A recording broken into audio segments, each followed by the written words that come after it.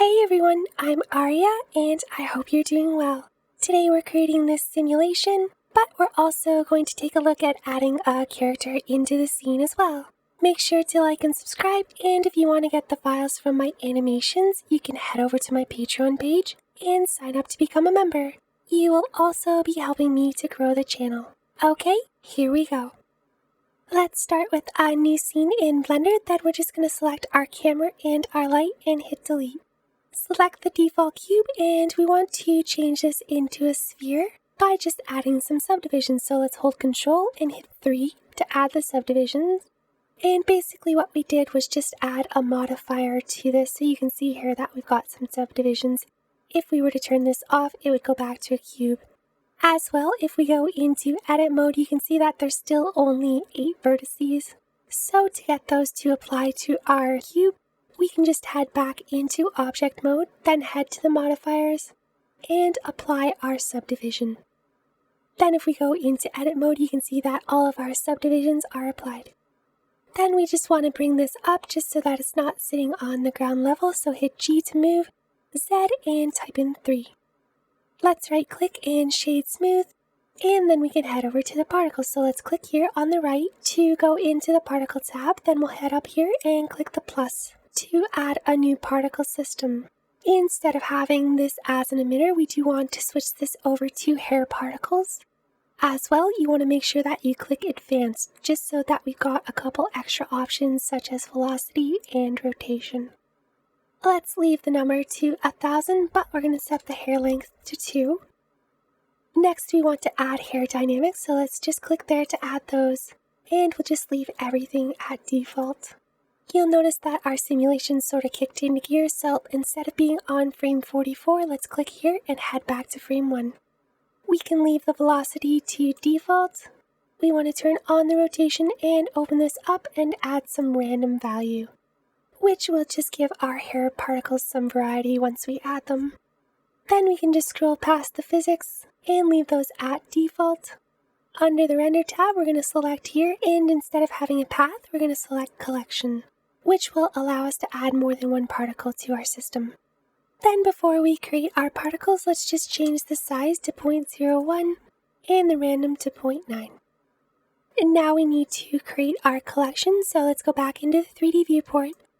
And we want to create our particles, so Shift A, Mesh, and we'll click Cylinder. Hit S to scale, Shift Z to lock to the X and Y, and type in 0.05. Then just so our particle faces the correct direction, we're going to rotate this, so hit R, Y, and type in 90. I'm just going to come around to the side here, and you'll notice that our particle pivot point is right in the center, so if we were to hook this up to our emitter, we would have half of our particle sticking out and the other half sticking inwards inside of our sphere.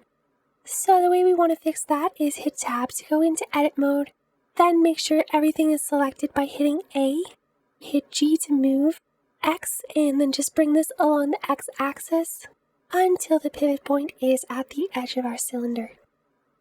We're just going to add some subdivisions, so hold Control R. Then once you see this guide, just click and we can drag this down to the end.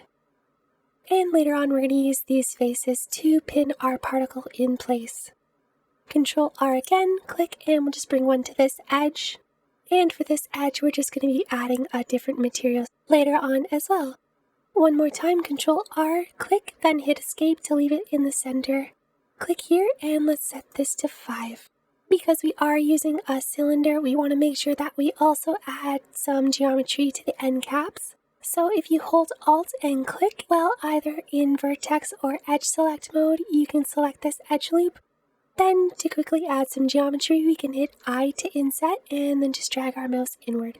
Then we'll do that a few times on both sides. And that should work great. So now that we've got that, you can just hit Tab to go back into object mode, right click and shade smooth. Before we add our particle into our system, what we want to do is add some dynamics to this and just get this to wiggle a little bit. So the way I did that was to add a soft body simulation. So head over to the physics properties and you can click soft body. We want to open up the goal here as well as both of the settings and strength tabs. Then what we need to do is just create a group that is going to be our goal, which means it's just going to sort of stay in place. So back in the 3D viewport, you can hit tab and make sure to go to the end that's near the pivot point. I'm going to go into face select mode by clicking here or hitting 3 on your keyboard. I'm also going to click here to go into X-ray toggle. Click and drag to select all of these faces here. And now that I have that, I'm going to head over to this tab here, which is the Object Data Properties. And this is where we can create a vertex group. So we're going to hit the plus. And you can just name this to whatever you want. I'm just going to leave this as group for now. Now that I've got the group selected and the specific faces, I'm going to click Assign. And now if I hit tab to go back into object mode, head back to the physics properties, I can click here and select group. Let's change the stiffness to 1 and the damping to 1 as well. And also we're going to change the strength to 1. What this will do is just make sure that this stays exactly in place and doesn't move around at all. Then we can close that down, and the final thing we want to do is just go to our field weights. If I was to hit play, you can see that this sort of just falls down. So what we want to do is just take our gravity setting and type in 0. And now if we hit play, you can see that we've just got this still particle. Back to frame 1, and we just want to add some subdivisions as well to this. So make sure that you're doing this after the soft body. So click here, subdivision surface, and you can set this to 1 or 2, whatever works for you. Then we do want to duplicate this. So what I'm going to do before I duplicate it, just so that we don't make more work for ourselves later, is I'm going to quickly add a basic material to this. So head over to the Materials tab here, New, and we'll just leave this for now and come back to it later, but we also want to click this a second time, add a second material. Then while we've got that selected, let's hit tab to go into edit mode, and this time you want to select our other faces, so click on the X-ray toggle, then you can just click and drag and make sure you've got all of those dots selected. And now if we come back over to the materials, you see that we've got this option called Assign. We can click that to assign these faces to this material specifically. And now tab to go back into object mode. Like I said, we'll come back to that later, but it's just easier to do it now instead of doing it to 4 different particles later. And now that we've got our particle completed, we can duplicate this. So we're going to do this 4 times. So Shift D and Z just to bring this down. We can also select both of these and just bring them both down just so that they're under the ground plane. Then one more time, Shift D, hit Y, and we'll just drag this over. Now we've got our 4 particles. Of course, these are just standing still, which is not really what we want, so we're going to add a couple of forces by hitting Shift A, force, and then the first force we're going to add is just called force. And the position of this force does matter, so I'm going to hit G and X just to bring this over, just so that it's a little bit further than our particles. G, Z, and just bring this down.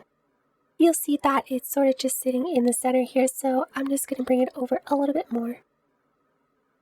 Now we can head over to the physics properties, and we're going to add some values, so -5 for the strength and 2 for the flow. Because we've added a minus value, this will now attract our particles towards it. This will just help keep them more in a straight line. I do want to give this a little bit of variance, so what I'm going to do is just again make sure that you're on frame 1. Hit I, and we're going to select location to add a location keyframe. Then if we just head up to the left, when you see a plus symbol, just click and drag, which will give us a new window. Click here, and we'll go into the graph editor. Hit normalize just to bring everything into the center. Now that we've got our keyframe, we are able to add some modifiers to this, so let's click our Z. Then hover our mouse into this window, hit N to bring up this menu. Click modifiers, and we're going to add a noise modifier. I'm just going to give you the values that I use, so scale it by 3.5 and 6.5 for the strength. If we hit play, you can now see that our particles are starting to follow this around. The reason why we added some noise here is just to give it some variance. If we were to turn that off and hit play, you can see that they sort of just get stuck in one sort of direction, so it's good to have some variance. Also, make sure to save as you're working. Next, we're going to add our second force, so Shift A, force field, then select turbulence. The position of this doesn't matter as much, but I'm just going to bring it over anyway, so GX. GZ just for a better visual reference. Then again into the physics, and we're going to change the strength to 50, which is of course just the strength of our turbulence. Then we'll set the size of our noise texture to 0.5 and the flow to 8. Like our other force, if we just leave this in place, eventually these will sort of even out and sort of be stuck in one place. So we do want to add some animation to this as well. You can see that we've got no options here to select anything. And that's just because we haven't added any keyframes yet. So again, make sure on frame 1, and add a location keyframe. Now you can see that we've got these options here that we can select. I'm going to do basically the same noise that I did before. So if you just select the force, then we can just click here to copy the modifier, select the turbulence, and now we can just select this to paste for each of these, and we can just change the phase as well, just so that we get some variation. Back to frame 1, hit play, and you can see now that we've got this nice wavy sort of motion with our particles. And now we're finally ready to apply these, so let's right click and join area just to close this window. Then the final thing we want to do just before we add this to our particle system is we need to create a collection out of these. So let's just click and drag to select all 4. Then you can either right click and go to move to collection, or hit M on your keyboard and just select the plus. I'm going to name this tentacles just so I remember. Then if I hit OK, you can see up on the right we've got a new group with all of our particles inside. Now if we select our emitter, go into the particle properties and head all the way down. We can click here and select tentacles as our collection. So you'll see that we've got a couple of issues right away. So first things first is this is a little bit too small. So I think I gave these the wrong scale. So let's type in 0.05. And for the random, let's type in 0.5. You'll notice that they're sort of just laying on the surface. So what we want to do is use the object's rotation. So if we click here, you can see that we've got this weird thing here. So what is happening is we've got our particles sort of facing the wrong way. If I was to go into X-ray, you can see that they're sort of facing inside. So I did this backwards. So that is not a problem. There's a couple ways to do this. So probably the quickest thing to do here without going back too much is just selecting our 4 particles.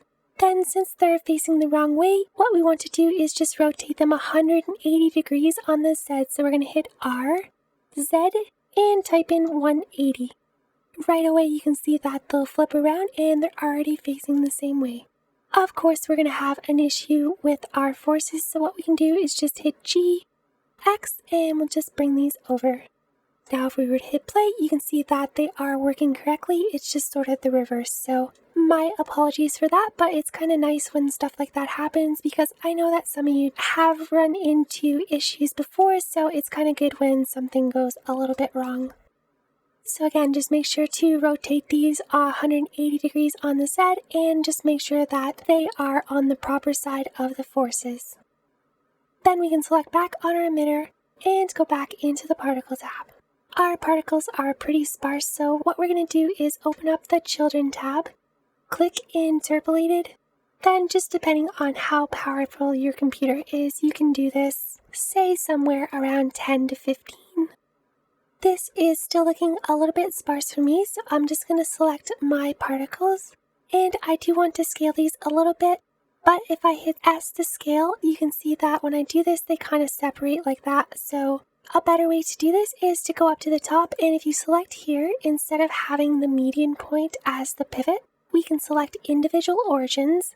And now if we scale by hitting S, then Shift X, you'll see that they're just going to scale on their own pivot point. So a good way to do this is you just select one of them, then click and select the rest. You can see that our values are here. So now if we hit S and X, we can see our values scale to something like that. We also want to make these a little bit thicker. So S, Shift X, just so that it doesn't go on the X, and we'll just bring this up a little bit to something around that size. And again, this is just something that you've got to tweak, so let's just bring it back. Then if I hit play, you can see that they're working correctly again, so no worries. It's just scaling them up a little bit and just bringing them back. Okay, so I'm happy with that, and our particles are looking a lot better. Now we can click back on our particles, head all the way down, and we just want to do a couple more things. We just want to remove all of our forces, so let's turn gravity to 0. We also want to remove force, and you can probably set turbulence to something like 0.5. And now if I hit play, you can see that everything is working correctly. We do want to rotate this a bit, but we're going to do that by parenting this to the stem. So let's move on to the stem, Shift A, Mesh, and let's click Cylinder. Then we want to scale this, and I think this is where I got screwed up a bit, so we're going to scale this. So S, Shift Z, and this time we want to type in 0.05. Then just so we can see a little bit better, we're just going to turn off our particles for now. So if you head up to the right here, click this icon and we can turn on our other restriction toggles. This is our emitter, so let's just rename that to emitter just so that we know where it is. Then select it, and instead of using these, what we can do is just head to the particles and just click here to turn this off just so that we still have our emitter object. Click our stem, then we can hit GZ just to bring this up. Next, we'll hit Tab to go into edit mode. I'm just going to turn on the X-ray toggle just so that I can see through. Control R to add a loop cut, and we'll just set this to something like 20. And next, what we want to do is select here to go into vertex mode, or you can hit 1 on the keyboard. Then we want to click and select 2 rows of vertices, skip 1, and do that all the way down. So hold Shift, and we're just going to click and drag. Skip this, click and drag. Click and drag, make sure to skip 1 every time. And then finally this one here. And now that we've got that, what we're going to do is hit E to extrude, and then hit Escape. Now we can scale these. So hit S to scale, then Shift Z just so that we're only scaling on the X and Y, and we can just drag this out. So we've got something like that. Then just before we click away, what we want to do is the same trick we did before. Let's head over to the materials properties, add 2 separate materials. Click New for the top, and we can click New for the second one as well. Then for the second, we want to click Assign. Finally, before heading back into object mode, just hold Alt and select this top loop of vertices, then just hit I, and we'll just add some geometry to the top and bottom. Now we can head back into object mode, right click, Shade Smooth, then if we head over to the modifiers properties, click here and we can add a subdivision surface. Now if we select our emitter, shift select our stem, we can hold Control, hit P, and select Object. And now select the cylinder, make sure you're on frame 1. Then under the Item tab, we can right click on the Z rotation and insert a single keyframe. Click here to head to the last frame in the animation, and type in 180, and right click to add another keyframe. If I click on the emitter and head back to the particles, I can turn these back on. I'm not really liking the way that my turbulence is affecting this, so I'm just going to select the emitter one more time, head to the field weight properties in the particle settings, and set the turbulence to 0. And now if I hit play, our simulation is working great. Hopefully everything is working for you, and now that we've got those complete, we want to make sure that we bake our simulations. So if we select our first tentacle here, we can head over to the physics properties, open up the cache settings. Then instead of baking for all 4 of these, what we can do is just hit Bake All Dynamics. Normally, if we were to scroll through, this should have baked our emitter particles as well, but for some reason, when I click Bake All, it doesn't. It only bakes these. So again, back to frame 1, select the emitter, and we're going to do that separately. So head into the particle properties, open up the cache settings, and then we'll hit Bake. Awesome, so now that's done, you should be able to hit play and have a little bit speedier of a viewport. Everything is looking good for me, so hopefully yours is looking good as well. You can hide these if you want, if they're kind of in the way, by just clicking the eye. They would still have an effect, but also since we baked, it doesn't really matter if we have them anymore. Awesome, so now that we've got those done, we're just going to add our second particle system. So again, let's select our emitter. Then in the particle properties, let's head all the way to the top and hit plus to add a new system. If you don't feel like working with the other particles on, you can just turn this off for now to get a faster viewport, but I'm just going to leave it on. This time we will leave this to emitter.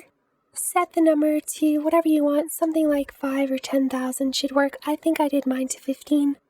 Set the start and end frame to match your animation, and we can set the lifetime to something like 200.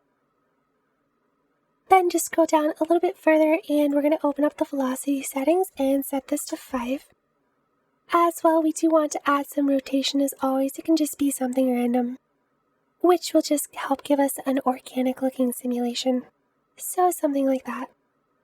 Then we can open up the physics and we're going to set the brownie into 5 and the damping to 0.1, which will just give a little bit of jittery motion to our particles. Then instead of having halo, we're going to select here and click Object. Set the size to 0.01 and the random to 0.9.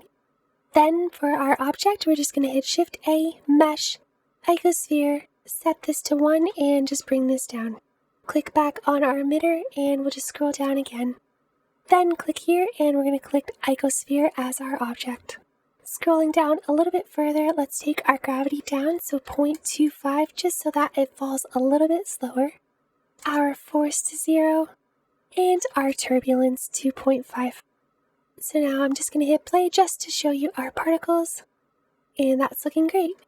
Normally I would say to bake the particles now, but we just need to add a collision object, so let's quickly do that by hitting Shift A, Mesh, and we're going to click Circle. Then before we click away, we just want to change one thing in the fill type. Let's select Ngon. Zoom out, and now we just want to scale this. So S to scale and type in 15. You can see that something really weird happened with our particles. So what's happening is these are getting added to our particle system. So let's select our circle, hold Control, select our stem and our icosphere. Then we just want to drag and drop these into our collection. Make sure to select this collection just because we're not using the tentacles anymore and we don't want anything to be added to its collection. I'm going to rename this to stem just so that we know where it is, and of course our emitter is inside. As well, let's just rename this particle, and this we're going to rename to ground. Great, so everything is looking like it's back to normal now. Hit Tab to go into edit mode, and you can see we've got our vertex points, but we need to add some geometry, so hit I. Then we just want to drag all the way so that we're very close to the center. Hold Control R, click, and hit Escape to add a loop cut. Then we just want to do something like 15. Hit A to select all of our geometry, right click, and subdivide. For the edges, what I did was you can just select this outer ring, alt click, turn on proportional editing at the top, and then we'll just hit GZ just to bring this up, and we can just give ourselves a little bit of a fall off. Then we'll turn proportional editing off and just bring our edge up a little bit further on its own. And now we can add some more geometry, so E to extrude, and Z, which will just bring our geometry straight up. Then one more time, Control R, hit Escape, and we'll set this to something like 18. Alt and click this top here, we're going to turn back on proportional editing, hit Scale, and then if we just drag out and scroll down on our mouse wheel, you'll see that we get a pretty well-rounded object. Just until you've got a little bit of a bowl, just so we can use this as our ground as well as our background. Then right click and shade smooth. To get the ridged effect that I have, head over to the modifiers, click here and we're going to click triangulate, leave this at default. Then let's add one more modifier, click wireframe, set the thickness to 0.01, uncheck replace normal. Since we've scaled our object here, we need to apply our scale. So again, make sure that you've got your ground selected, Control A, and then we'll click here to apply our scale. And that's looking great. Then you can just bring this up a bit, and I let my object float just above it. And now we can add a collision to this, so let's head to the physics, collision, and then we'll set the damping to something like 0.8 just so that our particles don't bounce around. Click our emitter, particles, and now we can bake our particles. Make sure to save. If you just scroll through, you can see that our particles are falling nicely onto our ground plane. Awesome, so all of our simulations are done. So now we can move on to lighting our scene and adding our character.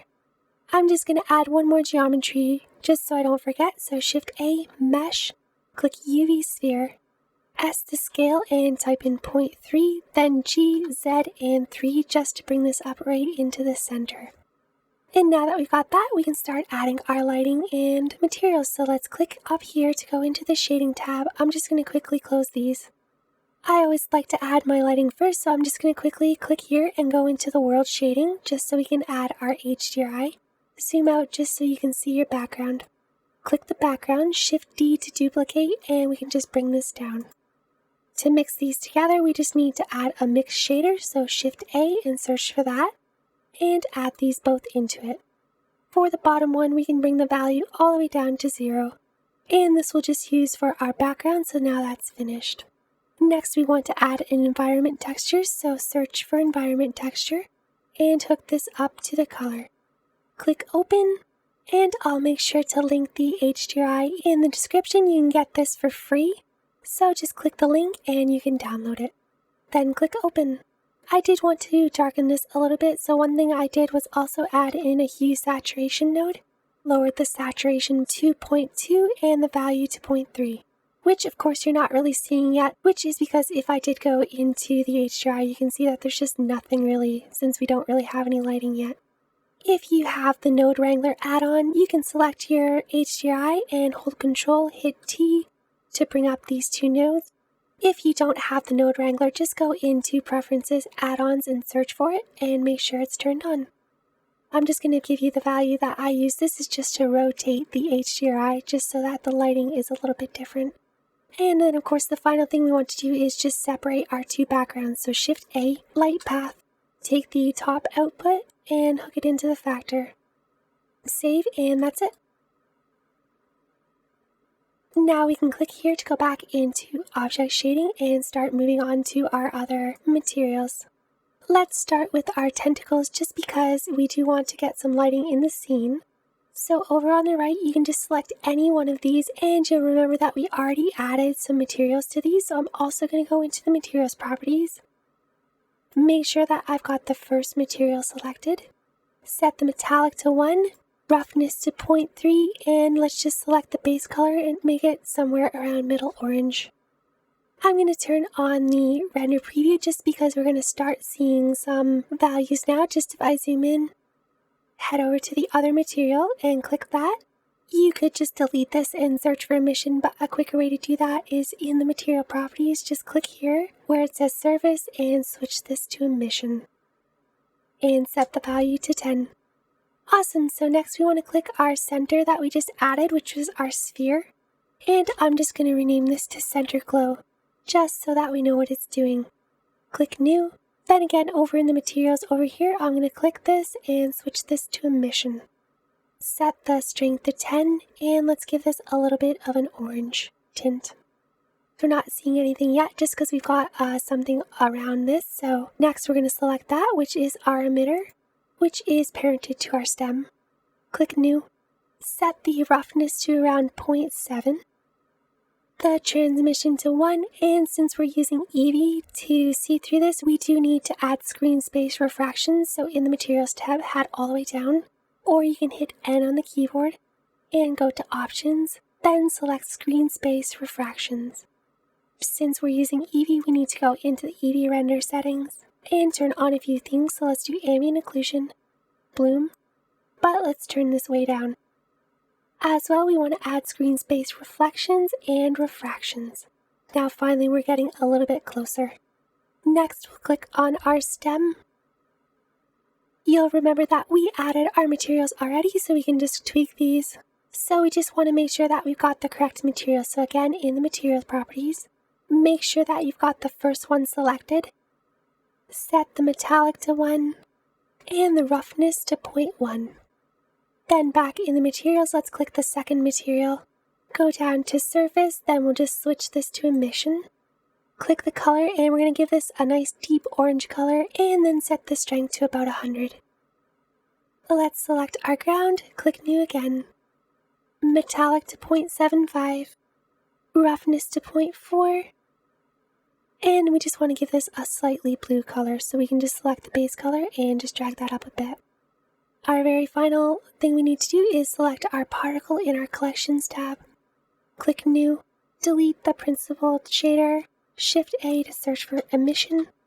Then we can hook this up to the surface, give it an orange color again, and set the strength to 10. Now that we've got all our materials, I'm just going to head back into the layout just so that we've got a bit more space to see and turn on the render preview. If I zoom out, you can see that we've got a checkered background here. We don't want that. We want to have a dark background. So in the render properties, head all the way down to where it says film, open that up and uncheck transparent. It's still a little bit bright, so again, quickly back into the shading. Go into the world tab and we can just set the strength of our top background to 0.1. If I was to just select a random frame just so we can see our particles, you can see that everything is starting to look really nice. And there's just a couple more things to add. So of course in mine, I had a character. If you want to add that, you can just head to mixamo.com and sign up for a free account. Then just pick a character that you like, and for the animation, just type in idle torch and go down. You can see this one that says standing torch inspect, which is the one you want to click. You can slow this down by bringing down the overdrive, which is what I did just to get a slower movement. Then once you have that, you can click download. Make sure to use FBX and set this to 24. Then just click download to save that to your computer. Back in Blender, go to import, select FBX, just select your character. Like I said, if your viewport is moving slow, you can just turn things off. So I'm just going to go back into flat shading, just so that things are moving a lot quicker. Also, since we are done baking, we can select our ground, head over to the physics properties, and we can remove collision. Back to frame 1, and we're just going to select our armature. Click and drag to select all of these, and then type in 0.017. Bring this back on the X as well by about 2.3. Also just bring this up on the Z as well. Then finally we just want to rotate so this is facing our object. I did something like about -60, which you can see is a little bit off, but our character does sort of look around this way quite a bit, so this is just a good way to center it. Then if you want to have an object in our character's hand, Shift A, mesh, and add a cylinder. Scale this by hitting S, Shift Z, and type in 0.03. Then the quickest way to get this close is just hit 7 on your numpad to go into top orthographic, G, Shift Z, and we can just bring this over. Once we've got it roughly in place, we can scale this down again, so S, Shift Z, and we just want to scale this just so that it's kind of sitting in the hand. Then GZ just to bring this all the way up. This is quite large, so let's just scale this back down to something more manageable. Then the quickest way I found to attach this is just to make sure that you've got this cylinder selected. Then hold Shift and select the armature bones. Head up to the left, click here, and we'll go into pose mode. I just picked one of these to parent to, so maybe you can select this one here by clicking it. Hold Control, P, and select bone. Now if we click here to go back into object mode and hit play, you can see that this is now attached to our character. Select it, and then we can just quickly add a material. So new, change this to emission 10, and we can just give this a nice orange color. I'm just going to click here to go back into our render preview, and then you can just crank this up until you're happy. And next we want to add a camera, so Shift A, camera, and you just want to set up your view. Pick your focal length, and then F3, walk, and you can just use your mouse and your arrow keys just to zoom in a little bit. So you'll notice that our character is a little bit in shadows. So what I did for this, I used the SSGI add-on for Eevee. So if you want to download that, you can donate or just get this for free. Once you've got that, go to Edit, Preferences, Add-ons. Then you want to click Install and find the add-on and click Install. Once you've got that, it should pop up, or you can just search for SSGI and make sure this is selected. And there's a lot of great tutorials on this, so I'm not going to go too in-depth with this. I'm just going to quickly show you what my settings were. So once you've got it installed, you should have it on the right-hand side here on the tabs, and all you need to do is click Add SSGI. You'll see right away that we've got a lot nicer lighting. Just quickly, I'm going to show you the settings that I put in. And now you see that we're getting some nice reflections here on our stem as well as our clothing. Finally, let's make sure that we've got our camera selected, and let's add some depth of field just so it looks a little bit nicer. We can use the armature as our focus object, and then set the f-stop to something really low like 0.1 or 0.2. Basically what I did was just added 2 different cameras and then quickly animated those, so I'm just going to speed through this.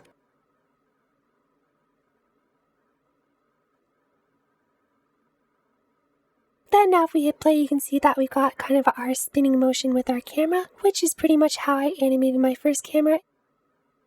Once you've got your camera set up, you can just change the f-stop to something like 0.2 or 0.3. Head into the rendering tab, then just make sure to set up your rendering. Make sure to turn on things like motion blur. You can take this down a bit if it's too much, and you also want to add some steps as well.